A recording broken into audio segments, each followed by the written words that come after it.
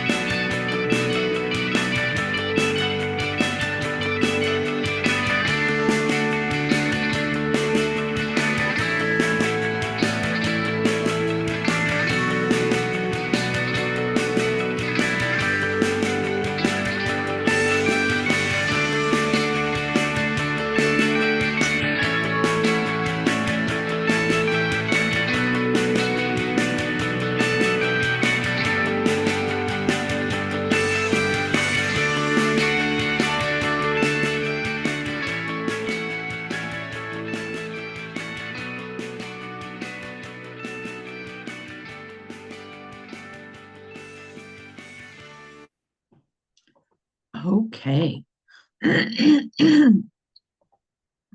As I said earlier,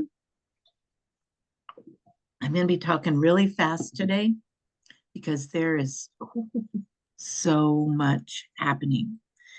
And um, there's a lot of information floating around out there, a lot of predictions.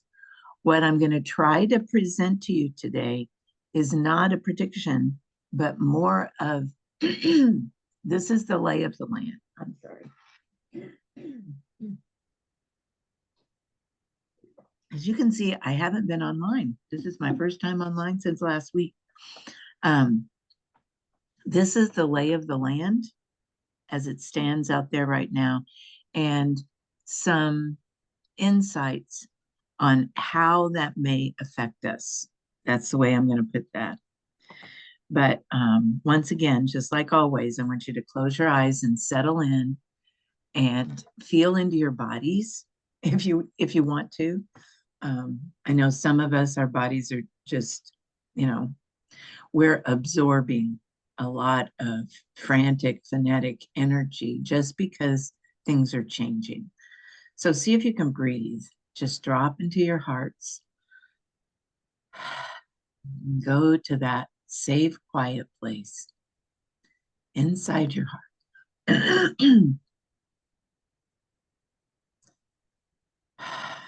And just let yourself settle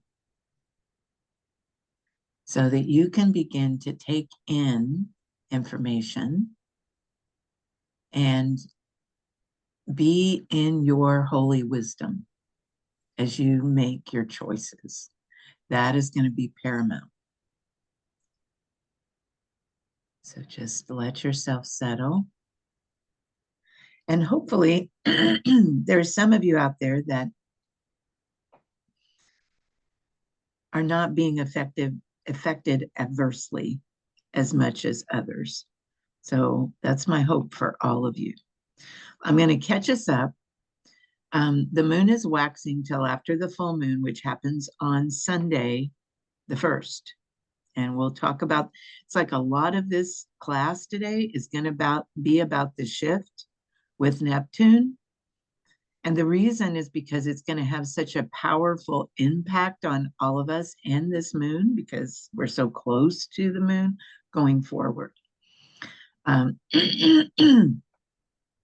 Uranus is still retrograde till the 3rd. So that's coming up. And it will go direct.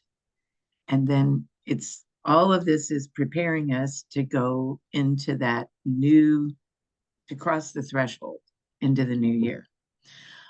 So Jupiter's still retrograde till March 10th. We still have that minor grand trine with Uranus, Neptune, and Pluto. Saturn is still hanging out with those three until April 16th. But here's the big news. Neptune went into Aries, and you have to understand we've been hanging out in this soup for a while. It has directed since I believe 2011, and we're going to go into that here in just a minute.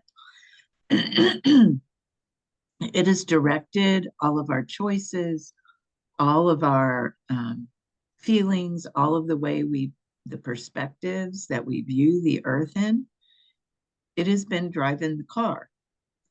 And we have a new driver, and this driver is going to drive totally differently. But when that happened, 12626, it began a rare generational cycle that will last till 2039. So we're at the beginning. We're at the beginning threshold. The last time this happened was in the 1860s.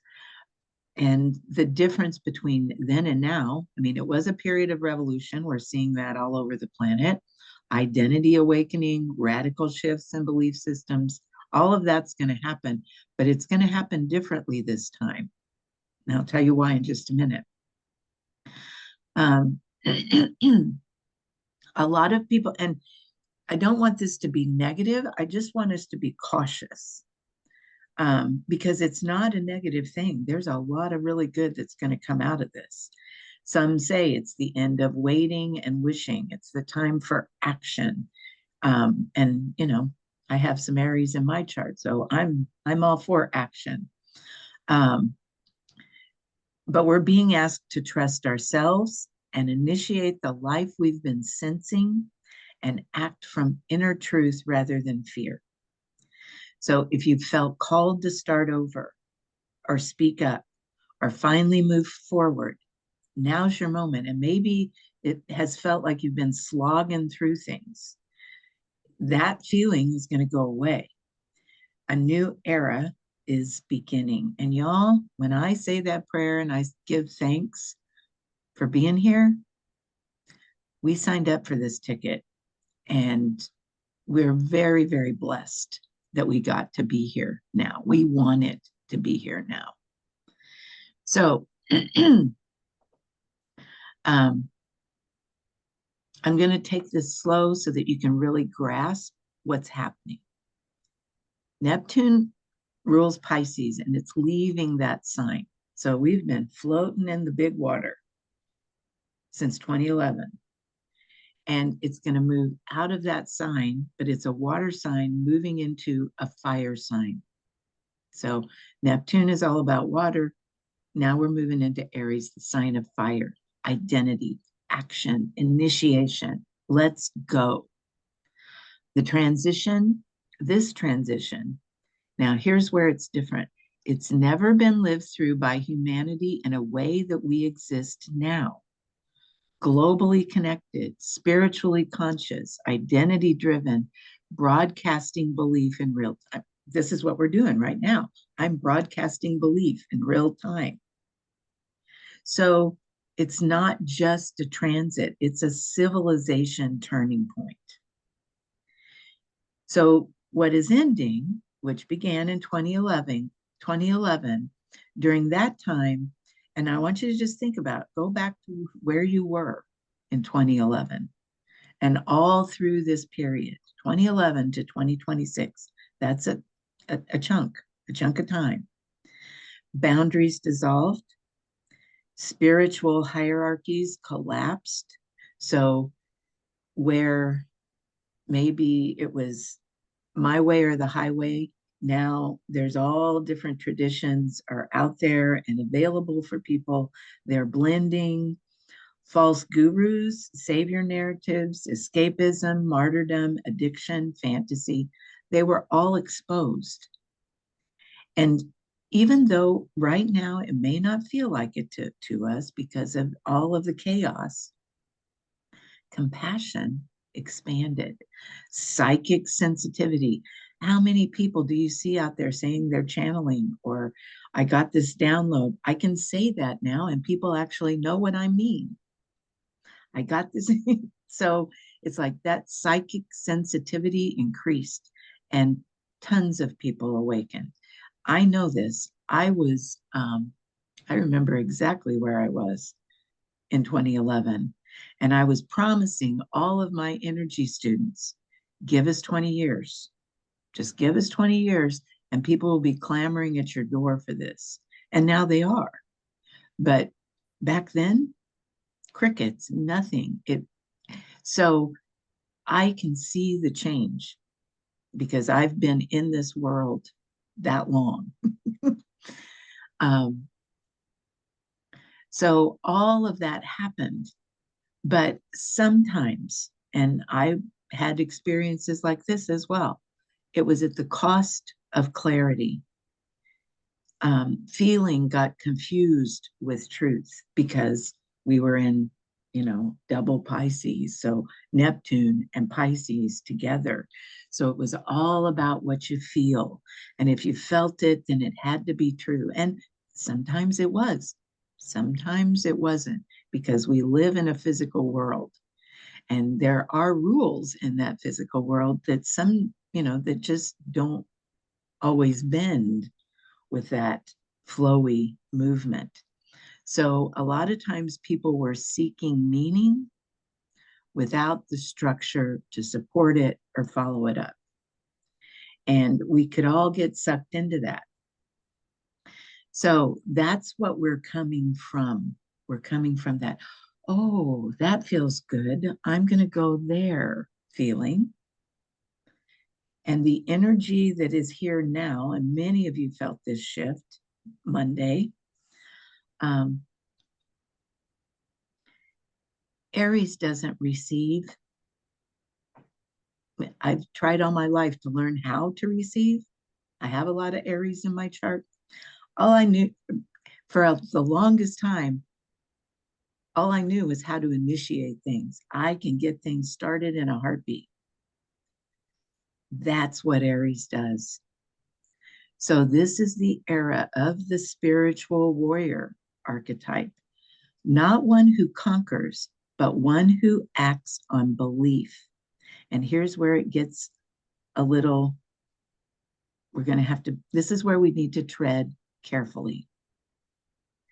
Because we need, when we say belief, we need to be sure of that belief and not just go on our feeling all the time. And you're going to hear a lot of teachers out there, ones that I respect, saying, don't think. And I'm kind of with them on that because this can get us in trouble as well. But just feel and act, feel and act. Oh, be careful with that. Under Neptune and Aries, illusion doesn't feel confusing. It feels like clarity. Now let that land. An illusion can feel like clear-sightedness. Convictions arrived fully formed. I just know how many, and all of us have that. I just know. Well, I just know can become intoxicating because Neptune and Aries dissolve the boundaries between intuition and projection. So, and Aries is supplying all the courage to act regardless. Well, many of us, especially here in the United States, see what is happening when people act regardless. It's not pretty. So even us in the spiritual world that are doing our darndest to do the right thing, we're going to feel compelled to act before understanding why and to commit before integration. So can you see the setup? You know, this is how revolutions start. You know, all the way back through history, you can go through all those revolutions and track this. And sometimes it's necessary. I am not saying not to act, but I'm going to give you some tips on how to move forward with wisdom. So here's in the most perfect world, at its best, this transit is going to strip away false hesitation, fear, and avoidance. So if you've been stalling out on things because you were afraid, that's going to go away. And those things that you know you need to move on that have been sitting there for a while, that you are positive and certain, yes, I need to move on this, do it. But at its worst, it's going to produce righteous action divorced from discernment. People doing harm in the name of awakening while standing inside a larger illusion. And the danger in this is, as we have seen, this is all over the world, I don't have to speak it, irreversibility. When you make a choice and you can't turn back. So that comes from acting on untested feelings, committing to directions that cannot yet bear the weight placed upon them, and building, and a lot of, you know, you can see this in the news. building an identity around belief before truth has had time to mature. I mean, people all over the globe have had this experience recently. And now you're in that identity and it doesn't fit. It doesn't feel right. But what are you going to do? That's who I said I was. So the other piece of this, it is, Carolyn, it is, but there's a way through it. And if we are wise, this is why I, still to this day, I look back at Source Light School and go, oh, thank you. We so needed that when it came through so we could be prepared for this. Because trust your intuition, follow your gut, may become dangerous if not tested and verified. And it's not going to feel good because Aries going to want to charge ahead, figure it out later, clean it up if you have to. So it'll feel a little confusing. It will feel right and inevitable. Feeling and truth are no longer reliably correlated. Okay. Now we'll get a handle on this if we go into it wisely. And even if we go into it, in a crazy way, we'll still get a handle on it. It'll just be learning through the path of woe instead of the path of wisdom, because it'll run over us. It'll come back and bite us. So what I'm trying to do here is, test the waters. Tell everyone, test the waters first. Drop into your soul and sit with it. And that your Aries, especially if you have Aries in your chart, you're going to feel agitated. You're going to want to just go. But if clarity is genuine, it survives waiting. Take that one to the bank, write that on a piece of paper, plaster it on your fridge, on your walls. If clarity is genuine, it survives waiting.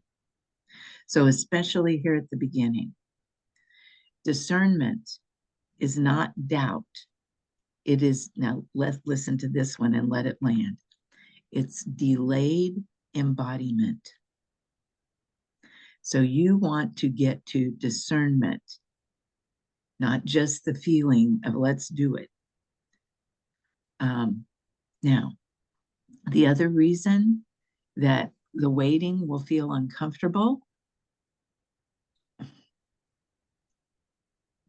Oh, cool. Yes, very cool, Linda. Thanks for sharing that. Everyone look in the chat. Linda's talking about Gene Key 19 and what Richard Rudd mentioned this week. No accident, I'm sure. The other reason it's going to feel difficult is because Neptune collapses time. It's that watery energy. So everything's going to feel urgent. We need to do it now. So here's the new way to go forward. Disciplined delay between impulse and execution. So you see a class, you're supposed to take it. Wait. Wait and see. Give yourself time. That's just the idea that popped in my head just now. But it's like all of those kinds of impulsive things that we do that in the past, it's just like follow your heart, follow your gut, listen to your intuition. Yeah, you can do that. But just say, okay, I'm going to think about that. And give yourself a little time. So here's another way. Write down what you believe and why, and then do nothing. Come back in 3 days, and then in a week, and then 2 weeks. Truth, here's another big one, matures. So let the belief be tested through small, quiet, unglamorous action before you make a determination. Ask yourself if you're willing to live the boring version of the truth you claim. Can you walk your talk before you jump in with both feet? And then be open to other opinions. So seek one respected dissenting voice and listen without rebuttal.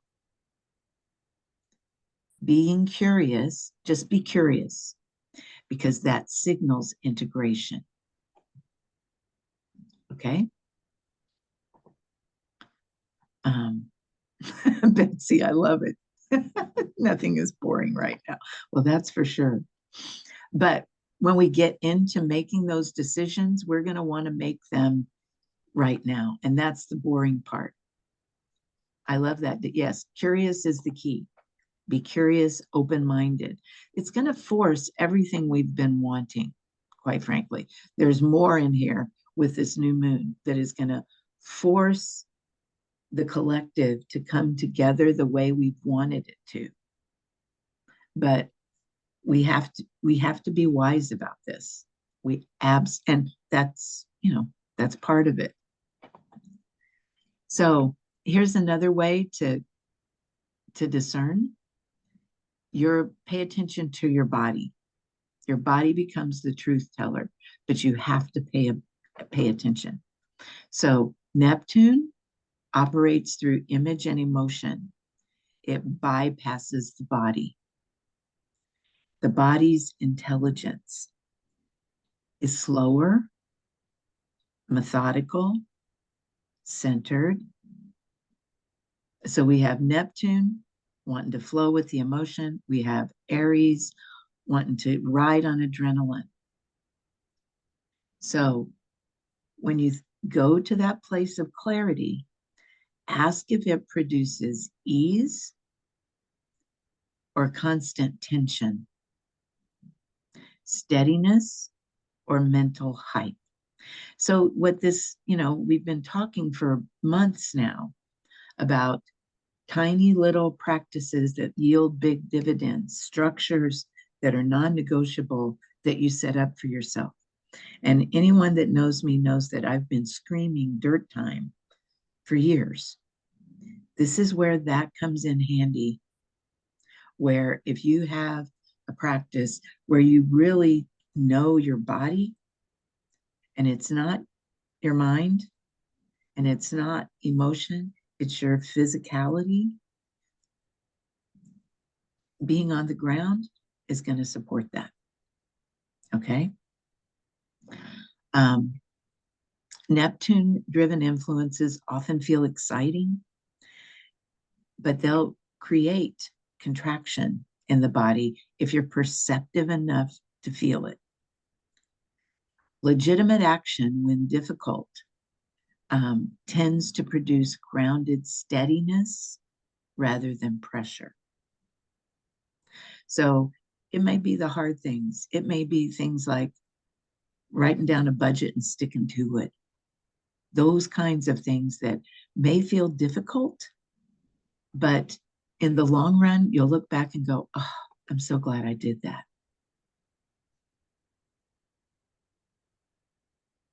I love that, Carolyn. So rigidity is another warning sign. Illusion hardens when questioned. Let that land. If you find yourself being hard-headed about things, I'm not going to budge on that. Calm, quiet truth is responsive. It will listen. It will be open to just hear another point of view. If you feel the rigidity in your body, pay attention. Ask whether you can hold your conviction lightly. Imagine being wrong without collapsing. Tolerate uncertainty without immediately filling the gap with something else. Right now, it's going to feel like that. It's going to feel like, is this really the truth or not? If doubt feels dangerous, it may be about ego identity rather than integrated wisdom. So if this is why do that protocol daily. If you all are in Source Life School, if you're not, you can still get in anytime. But that is going to be your saving grace, because you're using your personal authority to command that your soul guides you, that your own holy wisdom is in charge, not your brain, not your emotions, holy wisdom. And that's where you want to go. Now, next month, Saturn is going to join the soup. Saturn's going to join Neptune and reinforce the necessity of roots, structure, and reality. So all of this fire horse energy, it's got to be contained. If you want, everybody's talking about how marvelous it's going to be. Well, yeah, if it's just not scattered energy all over the place. That's why Saturn is showing up, to give us the fire ring, to contain the fire and direct it where we need it to go. Spirituality without groundedness becomes escapism. Vision without form dissolves. We must balance the mystical with the practical to truly join heaven and earth, which is what we all came here to do. So we have to create containment, focused action without a total life overhaul. We have to, when we're making commitments, we have to make them reversible. Yesterday, I'm already seeing it. Yesterday, I'd already set up, here's my Aries, I'd already set up to have classes all day yesterday. And my daughter comes to me and says, Mom, we got to have you. So I canceled them. You got to be able to do that. And I thank all of you from the bottom of my heart for being so flexible with me.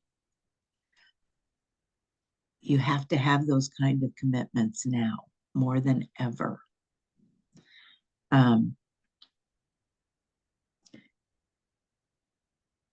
You also need to be open, and here's where that you can begin to see the shift now. Reversible commitments, maintaining relationships outside your framework. So this separation that we've been seeing widening on the planet, it's going to have to come back together if we're ever going to create the world that we said we wanted, right? So it has to start with us. We have to begin to make those choices that may look wrong or may have looked wrong to us in the past. We have to begin to open to other opinions, to allowing differences to live in the same room together and love each other. Doesn't matter what you think or what you believe in, you love each other because you're human. That's what we said we wanted. That's what is coming in or needs to come in. Or, humans have been known to create messes. But it's what the whole planet needs, Carolyn, but certainly the United States right now. So all of that brings us to this full moon. And I have another little surprise at the end, but I want to share with you what's going on. So remember, we still have 17 days, well, a little bit over, probably about 20 days that we're in the wood snake. So we're still shedding till February 17th. So use this information to keep releasing the old, outdated habits. And now you know some of those habits that are going to be targeted. and all the structures of the past and installing new, innovative initiatives for the future of yourself and others. This is the backdrop for the Leo full moon. On the 1st, so Sunday, at 4:09 p.m. Central Time, 13 degrees Leo. So as you all know, Leo is fire sign. It's great for releasing anything that affects your role as a leader or an entertainer, anything that puts you out in front of people. Leo also supports connecting with children, with your inner child, taking time for rest and relaxation, taking time to play. So attend to the nurturing of your inner child and to the children around you. I mean, that has to happen. There are also just a few little smatterings of aspects for this moon that will support everything we've talked about up to now. And your body's messages are going to be paramount.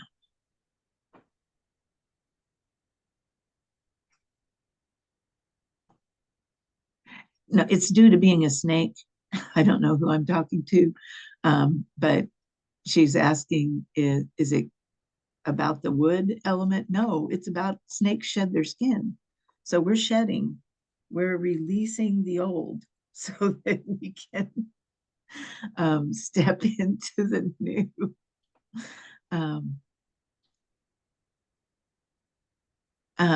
Good question, Val. If you have a lot of fire in your chart, breathe, take a lot of baths, stay calm, because this energy is going to want you to push forward. And you're going to want to do, all of the healing practices that, Val, I know that will help you release any anger, pin up hostility, frustration, that kind of thing. Yeah, because it will be that kind of a year. Okay, let's keep going here. So Vesta is in opposition to the moon. Oops, hang on here. And it's inviting you to, once again, look at how you're supporting the collective. Are there changes you need to make in that? Or do you need to start and maybe you haven't been? And once again, remember Neptune here, because think through and test who you're going to support, what you're a stand for, or what is just an old habit.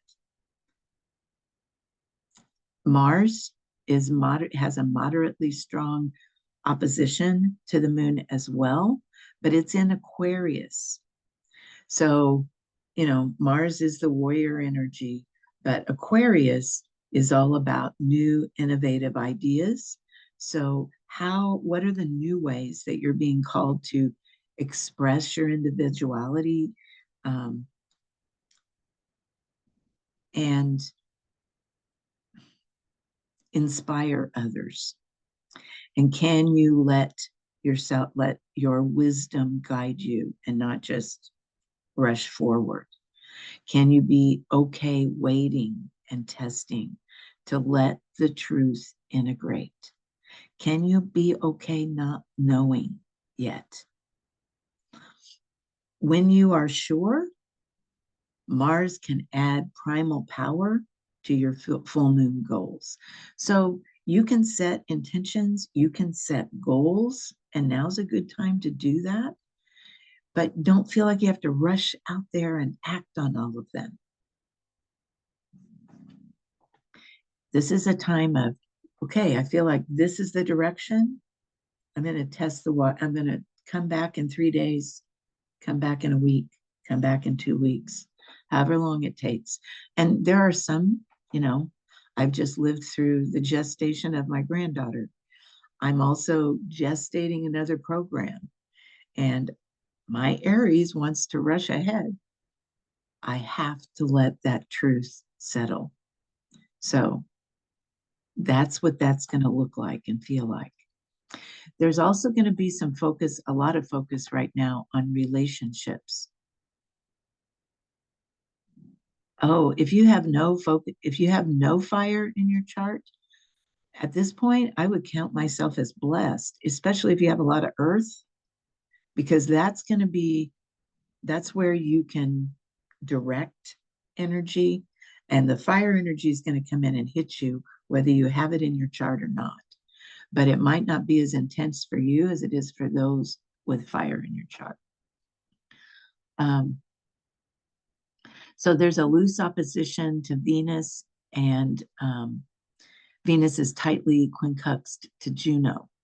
So that is going to be about the important emotions in your life, or excuse me, important relationships in your life. Venus is in Aquarius, so it's a good time to connect with different people who stimulate you, like we said earlier. Get together with other people that maybe have different opinions than you. Connect with several if you can, and start letting yourself expand. That's what Aquarius does. Juno's in Capricorn, so that's going to give that stability to us, and maturity, and it's going to help us cultivate committed partnerships with wisdom.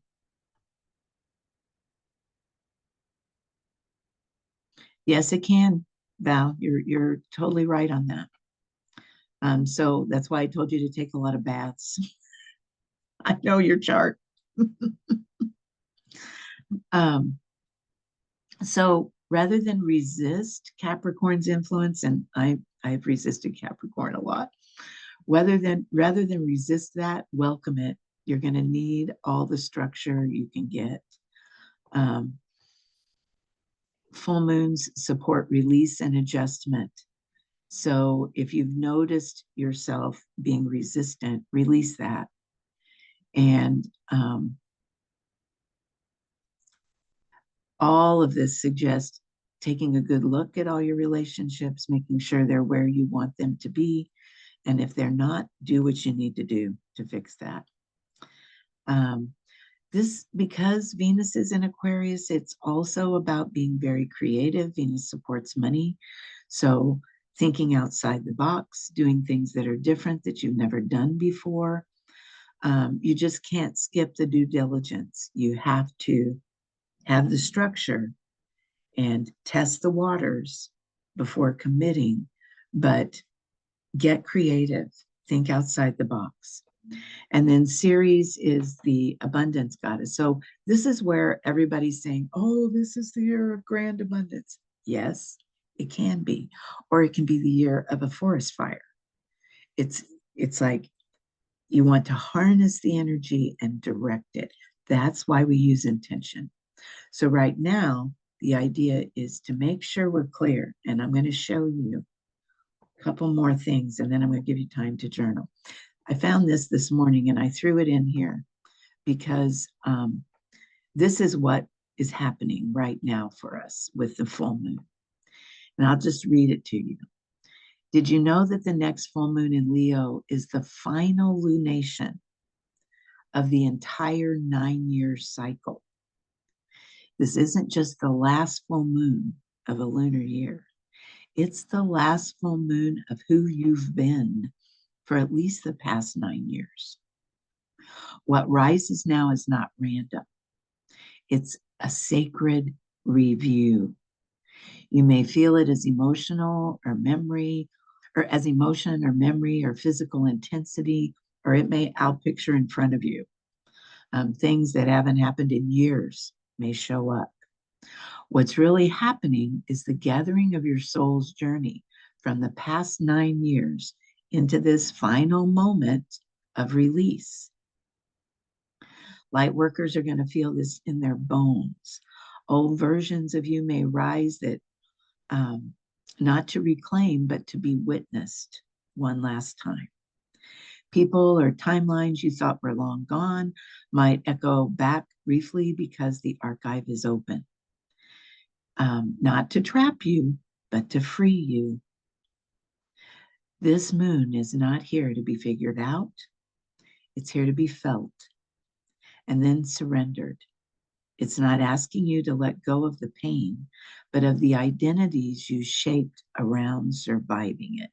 Let that one go in. This is a deep soul closure. A frequency purge, a final returning of what no longer belongs to your becoming. And it matters more than ever because just 2 weeks later, the new moon arrives to crown the year of the fire horse. There's also a big solar eclipse with a brand new 9-year cycle. The horse moves fast. It runs on truth. It carries what you choose to anchor. And it cannot carry what you refuse to release. So that's going to shake off. This final moon, lit in Leo's frequency of sovereignty and heart fire, asks one thing. Will you meet yourself as you are now without dragging the ache of who you were into your next becoming? This is not a crash, it's a crossing. The culmination of 9 years of refinement and collapsing into one single choice. What you carry forward becomes the blueprint of your next spiral.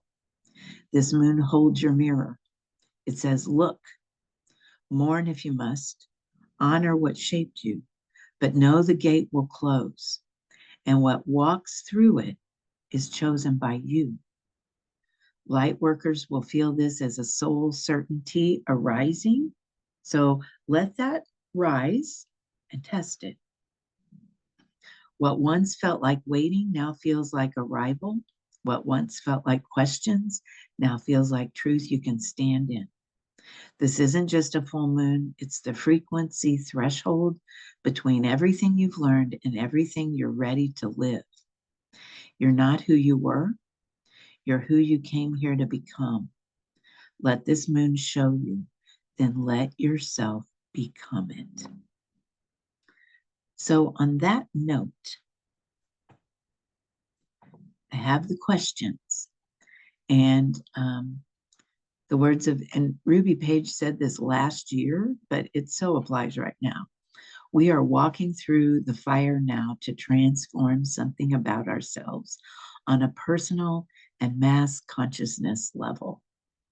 This is just the beginning of a new era with Pluto now fully in Aquarius, Neptune now fully in Aries. Revolution and rebirth are afoot. So we get to control that in a way we've never been able to before. Here's where we ask our questions. Are there people or influences in my life that I need to clean up? What timelines need shifting? What choices need upgrading to do that? Do I have things internally I need to clear? Where can I be more creative? If I'm feeling emotional, how can I self-soothe so I can think clearly and make good decisions for myself? Connect to your holy wisdom. Connect to your soul. What is all this turmoil trying to teach me? And where do I need to wait? And where do I need to move forward? So what I'm going to do is give you time to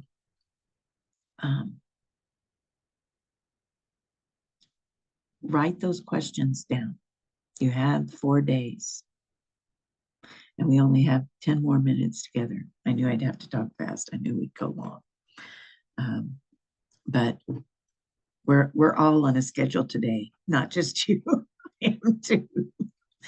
So write down these questions, or the ones that sing.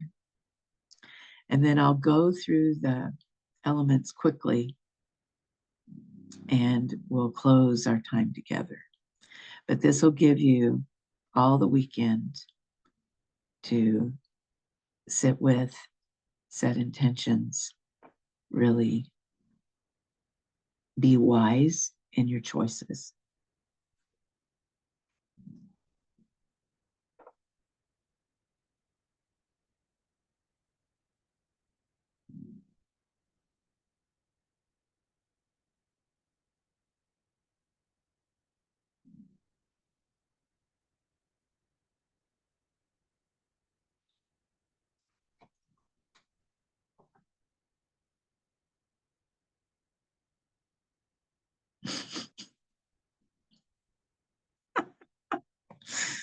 I love that, Val.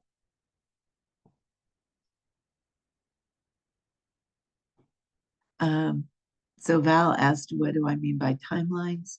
Um, all of us are on certain trajectories, and maybe those trajectories need to shift. So let me see. I came up with a good example the last time. Let me see if I can come up with an example. Um, I have one. Um, I'm shifting my timeline, which was totally out of the blue for the whole family, um, from being just a single entrepreneur doing my own thing, visiting folks every now and then, to being a full-time grandma. And I mean, because my other grandkids, my youngest is 16, the oldest is 26. It's like they're grown, they don't need me. This is my first granddaughter, she does. That's a timeline shift. So that's the best example I can think of right now off the top of my head.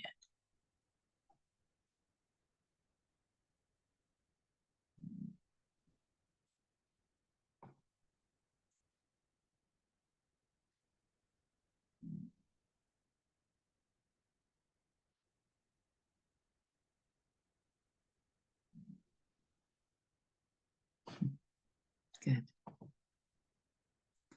Does anyone, I can see people writing furiously. I'll give you another minute.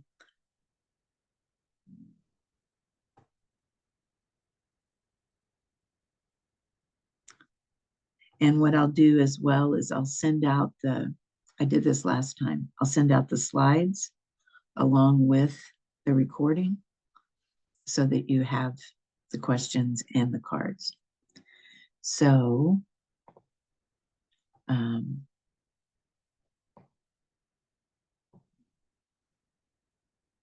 yeah.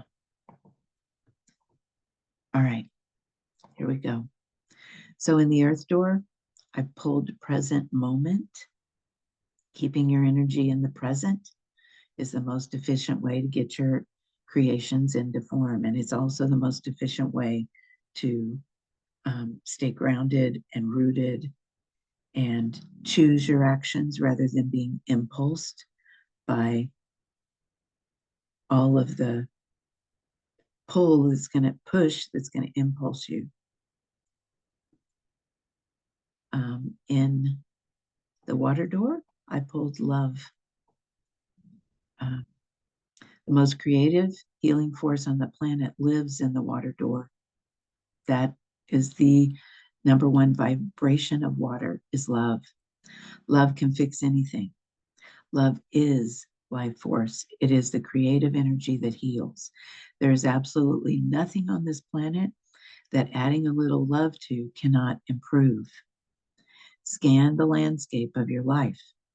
Where do you need more love? Where do you need to give more love? How can activating love increase the flow and overall vibratory rate of your life? Where do you need to apply it now?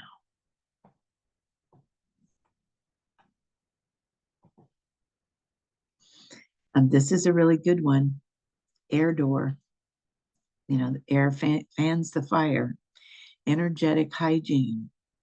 Just like our physical body needs cleansing, so does our energy body. And you're going to notice that a lot. So remember, I said 20 years ago, everybody be clamoring. Go get some energy work from anyone. Get yourself energetically clear. There's an electromagnetic field around your body. There's a crystalline field around your body that is your source light energy field. As we move through the physical realm, interacting with the physical world, we create entanglements, associations with others. That is happening at a rapid rate right now. Thinking negative thoughts or directing negative feelings towards somebody can create a lot of low frequency sludge in our field. And all of us are tempted to do that right now. So you can pull your energy in. That's a good way to clear that. and release it from the places attached to you. Sorry, I may be getting paged here.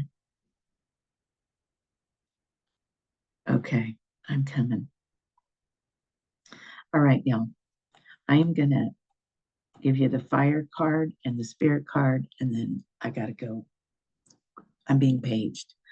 Fire is motivation. Spirit is divine masculine. And I'll put the slides up. Light infusion class is coming. It is a tool that will help you stay in your soul. And I'll bring that to you soon. Spend time connecting to the full moon and or setting your intention for the full moon. And I'll close this out and send you all on your way. I give thanks to the elemental forces for holding space for us today. I give thanks for all these beautiful souls that are here doing their sacred work. And I close this circle in the light. All right, y'all. See you soon.